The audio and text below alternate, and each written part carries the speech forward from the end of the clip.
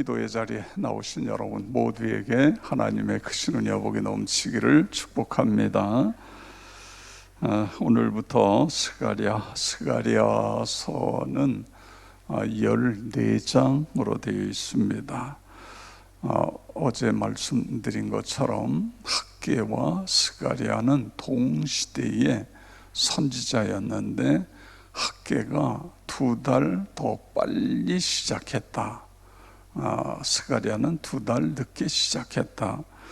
스가랴 1장 1절에 보면 다리오 왕 2년 8월 그런데 학개서 1장 1절에 보면 다리오 왕 2년 6월 그래서 2달 차이가 납니다. 2달 늦게 시작한 선지자였다.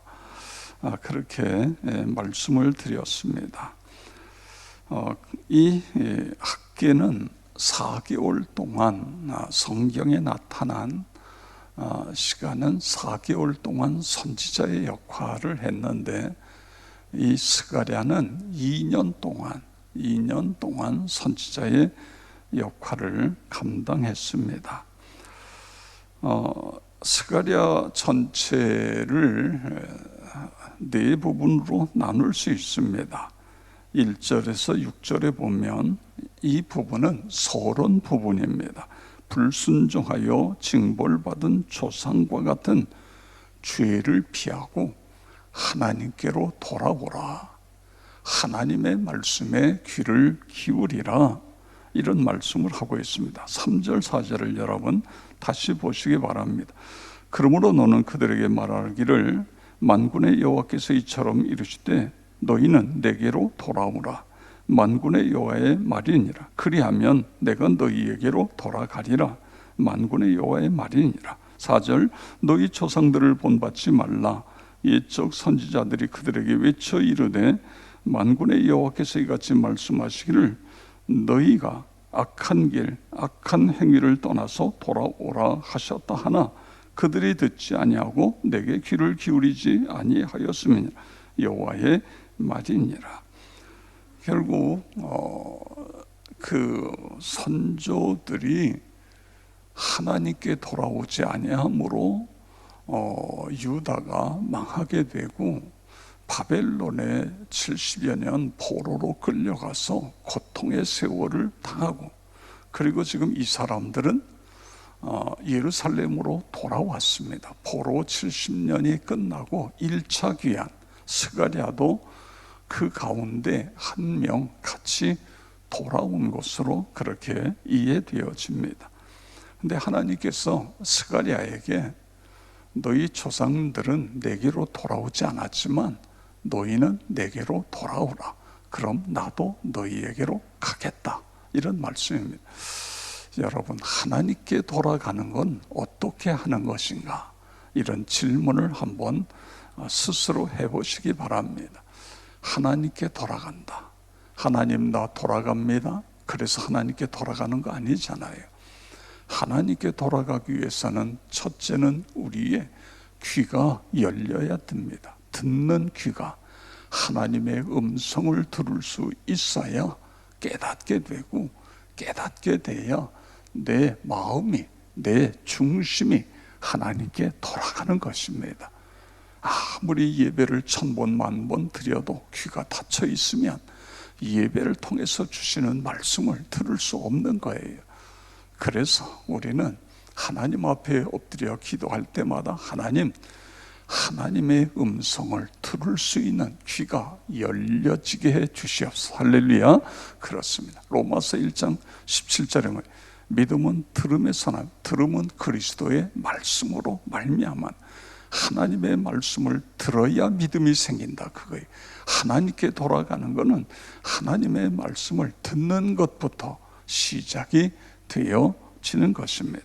자, 그 다음에 1장 7절부터 6장 15절까지에 보면 하나님께서 스가랴 선지자에게 9가지 환상을 보여주십니다. 이 환상을 통해서 이스라엘 민족의 장래를 이야기해 주시는 거예요. 오늘 1장에는 두 가지 환상이 나옵니다.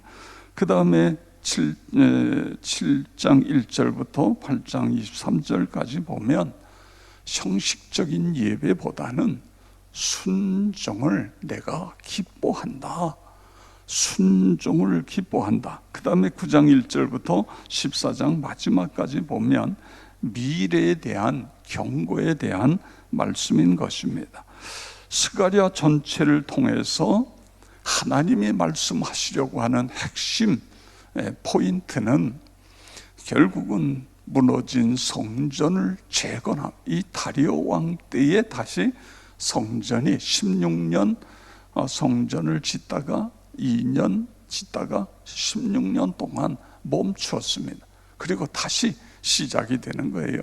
성전 건축을 지음으로 이 혼혈과 분열, 혼돈과 분열의 상태를, 이 당면한 문제들을 해결하라.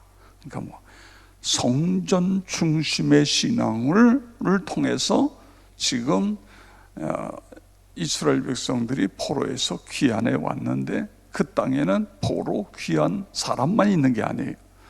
그 땅에 그냥 남겨진 사람들이 있어요. 남겨진.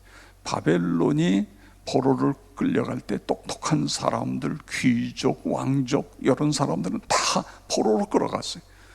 그냥 내버려둬도 이 유다 땅에서 반기를 들거나 문제를 일으키지 않는다, 그런 사람만 남겨놨어요. 이 사람들이 그 땅에 그냥 있었던 거예요. 그러다가 바벨론에서 포로로 갔다가 1차 귀환한 사람들하고 다시 모였어요. 그러다 보니까 여기에도 많은 문제가 발생이 됩니다. 바벨론의 포로로 끌려갔다 온 사람들은 그 바벨론에서 그 신앙이 정금 같은 신앙이 된 거예요. 그 모진 고통과 환난을 통해 잘 연단된 신앙.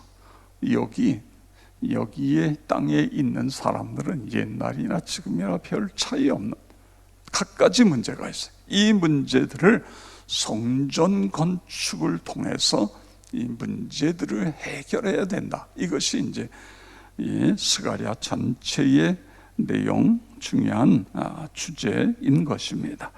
자, 1절부터 6절까지에 보면 조상들은 불순종했지만 너희는 내게로 돌아오라, 그런 말씀을 했다고 그랬죠.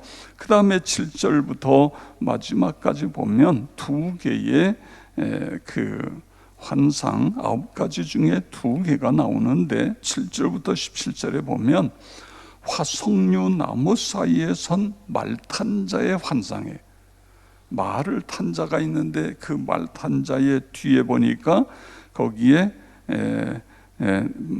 이 말들이 계속 있습니다. 붉은 말, 자줏빛 말, 백마가 뒤에 있습니다. 그래서 이게 도대체 뭡니까? 그렇게 묻니까 여호와께서 땅에 두루 다니라고 보낸 자들이다. 그래서 이들이 온 땅에 두루 다녀보니까 땅이 평안하고 조용합니다. 그래서 이 여호와의 천사가 묻는 거예요. 세상은 다 이렇게 편안하고 조용한데 왜 이스라엘 백성들은 바벨론의 포로로 끌려가서 70년의 세월을 지내야 되고 왜 이렇게 고통을 당하지 합니까? 예루살렘과 유다 성읍이 불쌍하지 않습니까? 왜 이렇게 하나님 계속 70년이나 되었는데 왜 노하고 계십니까? 그랬더니 하나님께서 사자를 통해 말씀하시는 내용이 내가 크게 질투한다. 그래서 성전을 건축하도록 할 것이고 그 다음에 넘치도록 풍부하게 하리라, 이런 말씀을 하나님께서 들려주고 있는 것을 볼 수 있는 것입니다. 14절 15절에 보세요. 14절 끝에 가서 보면 시온을 위하여 크게 질투하며 15절 아니란 여러 나라들 때문에 심히 진노하나니 나는 조금 노하였거늘 그들은 힘을 내어 고난을 더하였습니다. 16절 그러므로 여호와가 이처럼 말하노라 내가 불쌍히 여기므로 예루살렘에 돌아왔은즉 내 집이 그 가운데에 건축되리니 예루살렘 위에 목줄이 쳐지리라. 17절 만군의 여호와의 말씀에 나의 성읍들이 넘치도록 다시 풍부할 것이라. 여호와가 다시 시온을 위로하며 다시 예루살렘을 택하리라 하라 하니라. 아멘. 그래서 결국은 회복에 대한 그런 위로의 말씀입니다. 성전이 건축될 뿐만 아니라 다시 풍부함이 넘치도록 그렇게 만들어 주겠다. 그 다음에 18절부터 마지막까지 보면 네 뿔과 대장장 4명에 대한 그런 환상을 보여주십니다. 네 뿔이라는 것, 뿔이라는 건 힘을 이야기하는 거예요. 뿔. 짐승들이 뭘 가지고 싸워요? 뿔을 가지고 싸워요. 적을 뿔로 물리치는 거예요. 힘이에요. 넷이라고 하는 건 사방을 이야기하는 것입니다. 유다를 중심으로 한 사방에 네 뿔, 이렇게 막강한 나라들에게 괴롭힘을 당했어요. 그런데 여기 대장장 4명이 나타나서 이 뿔들을 다 제거해 버리는 것입니다. 하나님께서 하나님의 사자를 통해 이 주변에 있는 나라들을 제거하고 그리고 유다에 평안을 주겠다, 이런 말씀이 그 후에 나오는 그런 말씀인 것입니다. 여러분, 하나님께서 스가랴를 통해서 성전 신앙, 성전을 건축하는 것으로 끝나는 게 아니에요. 성전을 건축하고 우리가 다 했다, 이런 경우에 오늘날도 마찬가지입니다. 목적이 성전 건축이 목적이 되면 그 교회는 성전 건축 이후에 반드시 문제가 발생이 돼요. 왜 성전을 짓죠? 왜 교회를 져요? 우리가 하나님 앞에 좀 더 나은 바른 신앙생활을 하기 위해서 교회를 건축하는 거예요. 우리의 다음 세대들에게 신앙을 잘 전수하기 위해서 건축을 하는 거예요. 목적이 전도가 되면 결국 건축하고 문제가 생기는 교회들을 보면 여기에 걸려 있습니다. 여기에. 그런데 우리는 성전을 건축해서 먼저는 우리의 신앙을 세우고 그 다음에는 우리의 다음 세대들을 잘 키워내는 이런 교회가 되겠다고 하는 교회들은 성전 건축 이후에 더 부흥이 되고 더 하나님께 영광을 올려드리게 되는 것을 볼 수 있습니다. 오늘 하나님께서 스가랴를 통해서 하시는 말씀이 바로 그것인 것입니다. 사도 바울은 고린도전서 3장 16절에서 뭘 말씀하고 있죠? 너희 몸이 하나님의 거룩한 성전인 것을 너희가 알지 못하느냐? 그렇습니다. 우리가 하나님의 성전이다, 그거예요. 우리 안에 하나님의 성전을 지어야 된다, 그것입니다. 말씀과 기도와 예배를 통해서 내가 거룩해지면 내 가족이 거룩해지고 내 주변이 다 거룩해지고, 그래서 하나님께서 그 거룩해진 사람들을 통해 계속해서 하나님의 나라를 이루어가는 것입니다. 아무리 초호화적으로 엄청난 돈을 들여서 건물을 지었다고 세상이 바뀌어지는 것이 아닙니다. 교회 안에 있는 우리 한 사람 한 사람이 주의 성령으로 충만해지고 속사람까지 새로워지고 날마다 새로워지는 그런 은혜를 경험할 때에 나를 통해서 내 가족이, 내 주변의 사람들이 그러면서 하나님의 나라가 이루어지게 되어지는 것입니다. 하나님, 성전 중심의 신앙, 교회 중심의 신앙. 여러분, 교회를 지금 우리가 이 코로나 바이러스로 인해서 벌써 몇 달째 대면 예배에 못 나오는 사람들이 있어요. 여러분 기도해 주시기 바랍니다. 교회에 한 번 빠지고 두 번 빠지고 세 번 빠지고 그냥 집에서 스크린으로 그냥 스마트폰으로 예배를 드리고 이게 2달, 3달, 4달 가보세요. 그러면 나도 모르게 교회로부터 멀어져요. 교회로부터 멀어지는 게 하나님으로부터 멀어지는 거예요. 그래서 적당히 뭐 꼭 교회까지 가서 예배 드려야 될 이유가 어디 있느냐, 여기서도 예배 드리면 되는데 이러면서 병들어지는 거예요.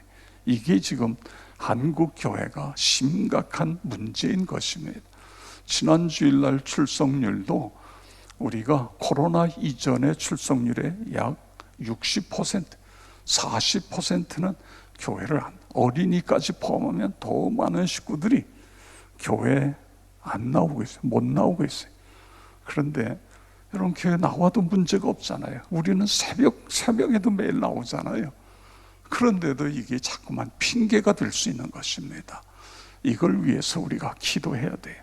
그리고 여러분이 전화를 해서 주일날 안 보이는 사람들에게 전화해서 야, 교회 나와, 방역 다 하고 마스크 쓰고, 그리고 그래도 교회 나와서 예배를 드려야 이렇게 돼야 돼. 이게 성전 중심 신앙인 것입니다. 너무너무 중요한 것입니다. 오늘 우리가 기도할 때에 하나님, 내가 하나님의 성전인데 내 속사람이 날마다 새로워지게 해 주시옵소서. 두 번째는 코로나 이후에 아버지 하나님, 빠른 시간 내에 모두가 다 나와서 함께 하나님께 예배를 드리고, 여기가 모자라면 뭐 푸른 초장도 되고 식당도 되고 무슨 상관이 있습니까? 일단은 집에서 드리는 것과 여기까지 나오는 것, 그 자체가 달라지는 거예요. 마음의 자세가 달라지는 것입니다. 그렇게 기도해 주시기 바랍니다. 아버지 하나님, 감사를 드립니다. 오늘도 우리에게 새날 주시고 건강 주셔서 하나님 앞에 달려 나왔습니다. 새벽을 깨우는 우리 사랑하는 모든 성도 한 분 한 분 기억하시고 안수하여 주시옵소서. 성령 충만하여 하나님 앞에 기쁨이 되고 하나님이 자랑하는 하나님의 백성들 다 되게 하여 주시옵소서. 새벽에 기도하다가 문제 해결받고 사업이 불같이 일어나고 취업의 문이 열려지며 자녀들의 앞길이 활짝 열리는 은혜를 경험하게 하여 주시옵소서. 모든 질병, 연약함, 어둠의 세력은 예수 그리스도의 이름으로 목경을 받고 떠나갈지어다. 치유와 회복이 일어나게 하여 주시옵소서. 이 새벽 제단이 기적의 장소, 응답의 장소가 되게 하여 줄 것을 믿습니다. 부흥의 근원지 행복발전소가 되게 하여 주시옵소서. 우리 다 같이 주여 3번 부르고 통성으로 기도하겠습니다. 주여, 주여, 주여. 아버지 하나님 감사를